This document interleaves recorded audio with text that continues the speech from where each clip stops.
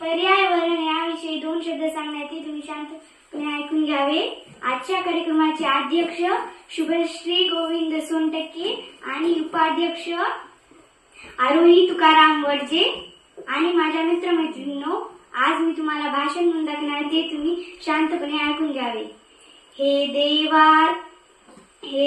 आम्हा दे ज्ञान, हे देवा आम्हा दे ज्ञान, करुणी सदा सद्मार्गाचे बाण, स्वच्छ सुंदर धरती करू आम्ही, निसर्गाचे रक्षण हेच आमचे ध्येय ठरुनी।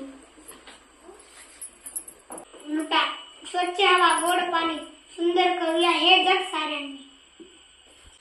पर्यावरण म्हणजे आपल्या भोवती असलेले झाडे, पाणी, हवा, प्राणी आणि जमीन।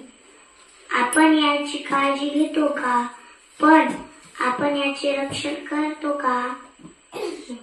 आज प्रदूषण खूप वाढत आहे, झाडे तोडली जात आहे, पाण्याची अपव्यय होत आहे, म्हणून साऱ्यांनी आताच। सर्वांना माझा नमस्कार। माझे नाव आराध्या राजू सोनटक्के। आज मी तुम्हाला पर्यावरण याविषयी 2 शब्द सांगत आहे, ते तुम्ही शांतपणे ऐकून घ्यावे। आजपासून आपण सगळ्यांनी ठरवूया की दरवर्षी किमान 1 तरी झाड लावू आणि वाढवू। झाडाचे रक्षण। अध्यक्ष महोदय, पूज्य वर्ग व माझ्या मित्रमैत्रिणींनो, आज मी तुम्हाला एक सुविचार सांगणार, ते तुम्ही शांतपणे ऐकून घ्यावे।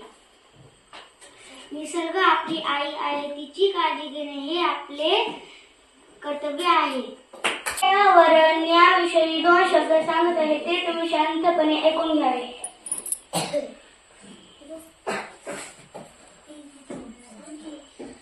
वृक्षवल्ली आम्हा।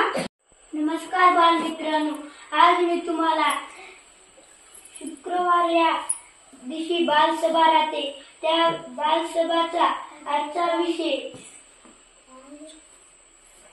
झाडे लावा, झाडे वाचवा।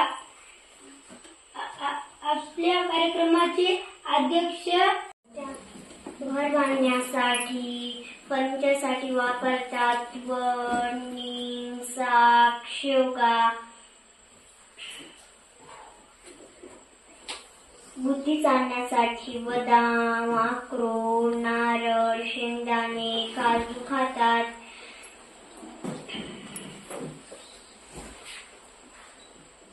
फुलांमध्ये परागावरून मधमाशा मध तयार करतात।